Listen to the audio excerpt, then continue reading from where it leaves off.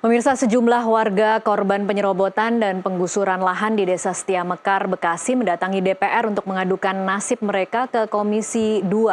Polemik lahan mencuat pasca penggusuran rumah warga bersertifikat hak milik atas perintah putusan Pengadilan Negeri Cikarang cacat prosedur tanpa melibatkan BPN. Kini Kementerian ATR BPN tengah berupaya untuk mencari jalan keluarnya. Sementara para korban juga terus mencari perlindungan hukum.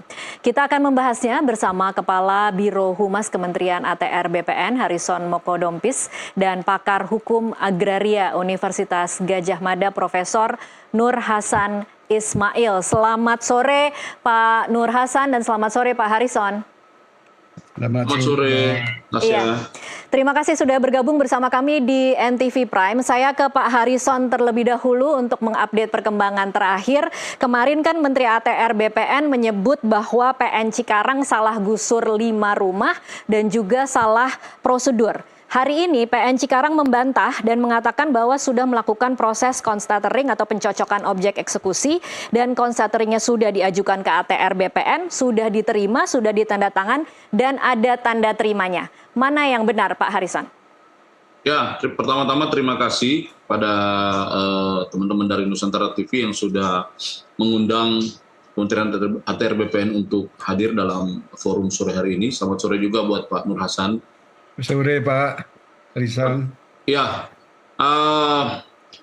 mungkin pemirsa harus mengetahui juga bahwa kedatangan Pak Menteri pada beberapa waktu lalu di lokasi yang hari ini kita diskusikan adalah bentuk kehadiran negara ketika isu atau kabar yang terdengar ada masyarakat yang memegang sertifikat yang diterbitkan dari sebuah proses hukum yang benar, pendaftaran tanah yang benar di BPN, kemudian menjadi korban dari proses eksekusi atau terdampak dari sebuah proses eksekusi yang dilakukan.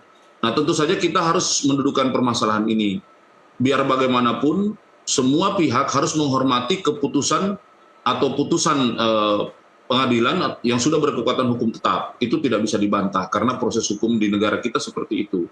Yang menjadi concern BPN adalah dalam pelaksanaan eksekusi itu, di dalam peraturan pemerintah nomor 18 tahun 2021, khususnya di pasal 93 ayat 2, itu memang ada sebuah kewajiban terlebih dahulu untuk menjalankan proses pengukuran. Jadi PN dapat meminta kepada BPN untuk melakukan proses pengukuran, menentukan delineasi batas-batas.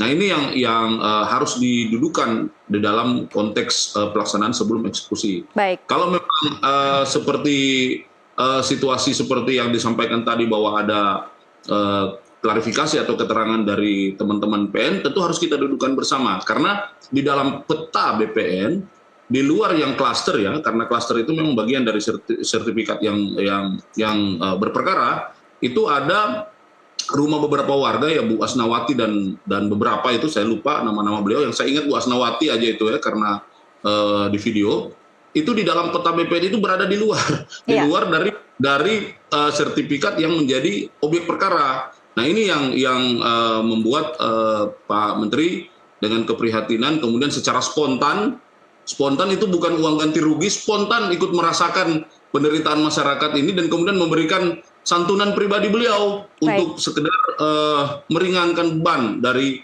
masyarakat yang terdampak ini. Jadi kita tidak bicara di dalam klaster, kita berbicara ada kemungkinan sesuai dengan peta yang ada di BPN, ada 4 atau 5, saya lupa, kurang ingat tuh, masyarakat yang kemarin bertemu dengan Pak Menteri yang memang indikasi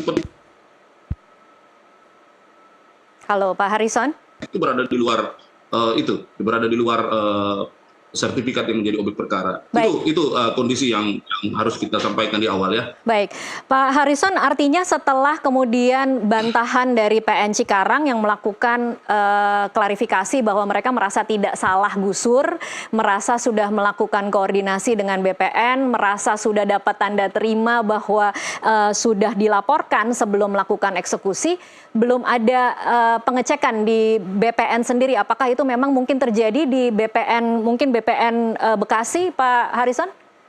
Ya, itu kita hormati ya, karena itu memang sesuatu yang memang menjadi versi ya dari teman-teman di PN. Tentu saja ini harus dilihat, dicek di lapangan, karena yang dimaksud dengan pengukuran atau penentuan constatering pada saat sebelum eksekusi itu kan bukan cuma mengajak atau bermohon, tetapi kan sampai prosedur itu dilaksanakan ya. Kalau prosedur itu dilaksanakan kan ada hasilnya. Nah, hasilnya ini yang kemudian bisa di-overlay di atas peta yang terkena perkara ini, apakah pengukuran di lapangannya mengatakan seperti itu, batas-batasnya, luas-luasnya, dan lain sebagainya sesuai dengan sertifikat yang menjadi objek perkara. Karena kalau berbicara sertifikat, kita bicara dua. Pertama kita bicara spasialnya, fisiknya, berapa luasnya, di mana lokasinya, koordinatnya di mana. Dan yang kedua bicara yuridisnya. Nah, terkait dengan yuridis ini sudah menjadi objek perkara. Tetapi terkait dengan fisiknya, ini kan harus didudukan di peta. Ini yang harus kita lihat apakah memang sudah pernah ada pada saat itu di dalam penjelasan teman-teman dari Pengadilan Negeri Cikarang, apakah memang data pada saat itu sudah ada atau memang belum sempat dilaksanakan. Ini yang harus didudukan bersama dengan teman-teman di BPN Kabupaten Bekasi. Baik, saya ke Prof. Nur Hasan dulu. Prof. Nur Hasan, ketika terjadi masalah seperti ini, ada warga yang punya sertifikat hak milik, ada putusan pengadilan. Mana sebenarnya yang lebih tinggi kekuatan hukumnya, Prof. Nur Hasan? Ya, saya kira tidak perlu dikontra versuskan gitu ya, gitu loh. Karena putusan pengadilan ya tetap gitu harus dihormati, dilaksanakan karena itu, apalagi kalau sudah inkrah gitu ya. Itu yang pertama. Tentu sebuah putusan pengadilan itu agar supaya mengandung kepastian hukum, kan touch itu adalah harus data fisiknya jelas gitu loh. Dalam istilah PP 24 tahun 97 itu data fisiknya itu yang harus jelas. Yang mana sih yang masuk dalam putusan hakim itu. Gitu. Baik.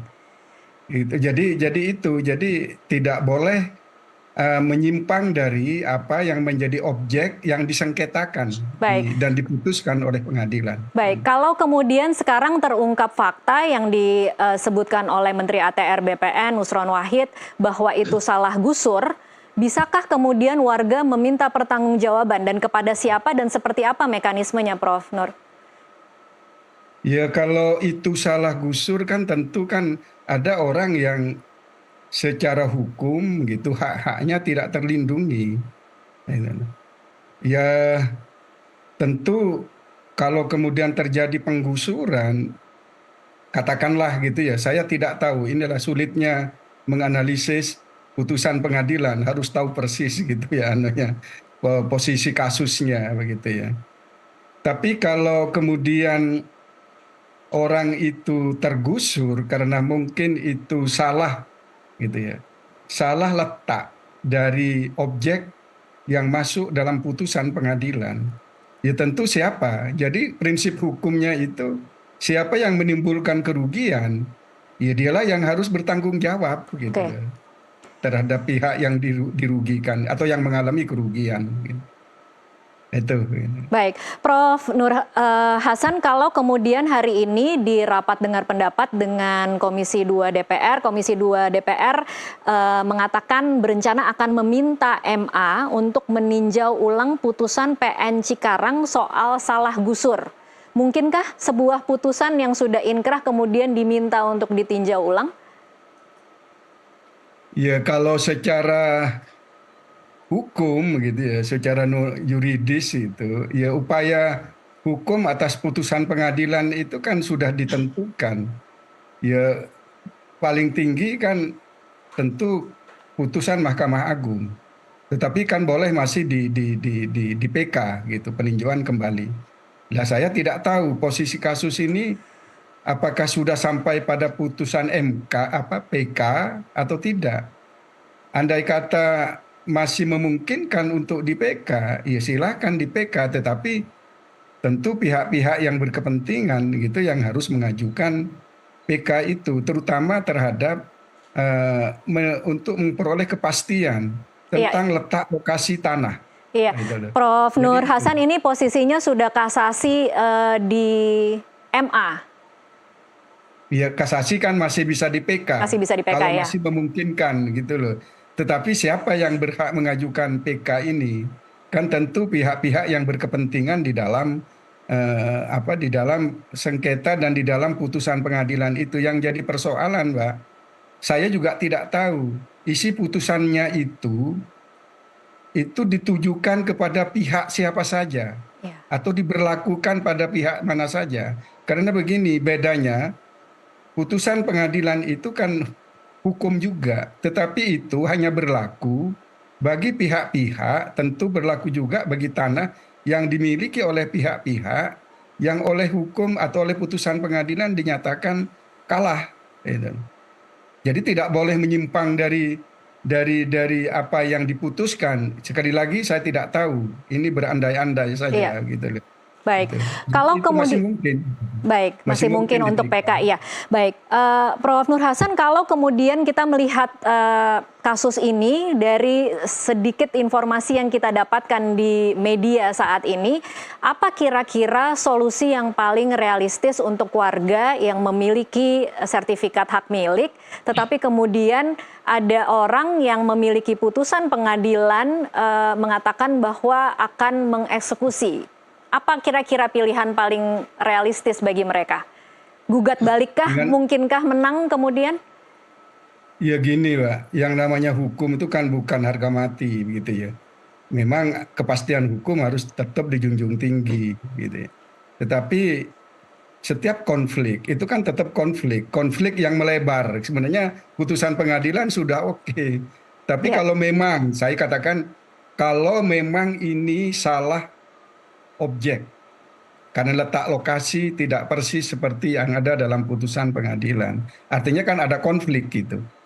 Setiap konflik pasti bisa diselesaikan melalui cara-cara di luar pengadilan itu, non litigasi.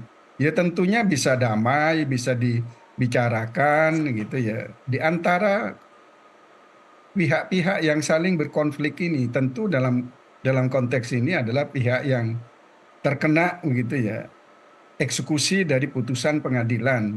Saya tidak tahu sekali lagi gitu, apakah itu memang di luar letak lokasi yang diputus oleh pengadilan atau tidak gitu. Oke, Terbuka untuk didamaikan gitu. terbuka untuk didamaikan. Oke, baik. Sebelum kita lanjutkan perbincangan, kita akan sama-sama simak pernyataan dari Wakil Ketua Komisi 2 DPR, Arya Bima. Apa saja yang telah kami dengar dan pahami permasalahannya, yang ini nanti yang ke kantornya BPN kita kirim, yang ke Komisi 3 untuk ditindaklanjuti ke kepolisian kita kirim, yang kita kirim ke Komisi 3 untuk ditindaklanjuti ke kejaksaan kita kirim. Ini poin kesimpulan nomor 1. Ini tidak kalah penting. Komisi 2 DPR RI akan berkoordinasi dengan Komisi 3. Yang leading sektornya mitra Komisi 3 adalah kepolisian, kejaksaan, juga Mahkamah Agung. Untuk meminta kepada Mahkamah Agung untuk melakukan peninjauan kembali putusan pengadilan negeri, khususnya pengadilan negeri Cikarang mengenai penggusuran tanah yang tidak sesuai prosedur. Baik, pemirsa, kita lanjutkan perbincangan. Saya kembali lagi ke Pak Harrison. Pak Harrison, ini yang jadi pertanyaan banyak orang adalah bagaimana sertifikat hak milik itu bisa keluar ketika tanahnya bersengketa? Apa kira-kira jawaban Anda dari kasus ini?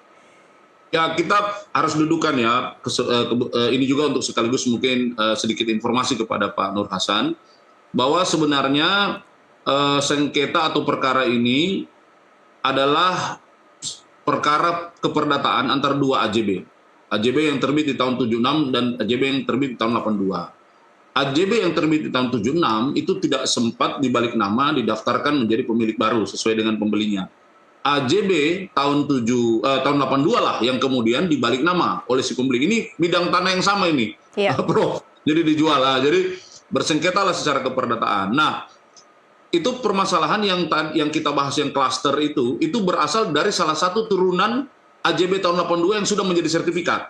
Jadi dia masuk di dalam objek perkara. Tetapi Ibu Asnawati dan 4 orang lainnya yang ditemui Pak Menteri di lokasi, itu adalah sertifikat yang terbit dari riwayat yang berbeda.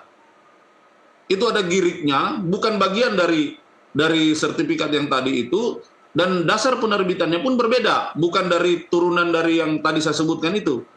Hanya posisi letaknya itu yang mungkin berdekatan dengan posisi salah satu sertifikat, kalau tidak salah SAM nomor 706 kalau tidak salah. Sementara kalau yang klaster itu SAM nomor 705.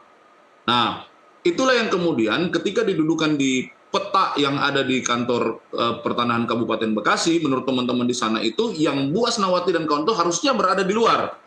Harusnya di luar. Ini problemnya. Kalau menyambung pertanyaan Mbak Tasya tadi bahwa bagaimana sebenarnya ini sertifikat yang dipegang oleh ibu-ibu itu sampai saat ini belum dibatalkan. Iya, jadi masih sah ya Pak Harisan? Keputusan yang membatalkan, iya, belum ada keputusan yang mengatakan bahwa sertifikat mereka itu batal. Belum ada. Nah, di objek perkara mungkin telah disebutkan kan kalau AJB yang satu yang karena kalah, ya sudah itu dinyatakan tidak sah, tidak berlaku dan produk turunannya. Tapi sertifikat ini kan adalah produk tata usaha negara yang dalam pembatalannya harus juga dibatalkan berdasarkan putusan tata usaha negara. Baik, Pak Harisan. Jadi clear objek-objek ini itu. Baik, Pak Harisan, kalau kemudian PN Cikarang merasanya sudah berkoordinasi dengan BPN, apakah ada rencana dari ATR BPN untuk duduk bersama mungkin dengan PN Cikarang untuk memperjelas ini siapa sebenarnya yang salah? Iya, dari kita tidak bicara salah benar ya, Tasya. Pasti PN melaksanakan tugas dengan baik, putusan seperti itu. Hanya saja dalam pelaksanaannya memang Pak Menteri sudah bilang ini harus segera dikoordinasikan. Apakah masih memungkinkan dilakukan kembali peran ATR BPN untuk melihat batasan-batasan tadi? Kalau tidak memungkinkan, kan berarti yang terdampak kerugian ini kan harus melakukan upaya hukum seperti yang Prof. Nur Hasan sampaikan tadi. Tapi kalau memang masih memungkinkan, ini akan duduk berkoordinasi. Yang dirugikan, bagaimana cara melakukan ganti rugi? Ini kan nggak mungkin BPN, nggak mungkin orang-orang yang tidak berdiri sendiri. Semua harus peduli dengan masyarakat ini. DPR hari ini Komisi 2 menunjukkan kepeduliannya, mendengarkan apa permasalahannya. Nah, permasalahan hukum adalah permasalahan hukum, penyelesaiannya dengan hukum. Tetapi yang terdampak, bagaimana rumahnya, apalagi kalau dia bukan bagian dari perkara itu, nah, ya ini kan harus dipikirkan bersama. Pak Menteri sampai di sana, di lokasi langsung secara spontan, beliau dengan menggunakan dana pribadi beliau menunjukkan kepedulian itu, langsung menyampaikan semacam santunan kepada masyarakat. Tetapi penyelesaian jangka panjang kan harus kita rundingkan dengan baik. Apakah ini mediasi, apakah ini proses apapun ini harus dipikirkan bagaimana masyarakat ini harus diselesaikan permasalahannya. Apalagi kalau sertifikatnya itu masih sah, masih berlaku ya. Baik. Gitu. Baik, kita masih akan lanjutkan di segmen selanjutnya. Pemirsa tetaplah bersama NTV Prime, kami masih akan kembali sesaat lagi.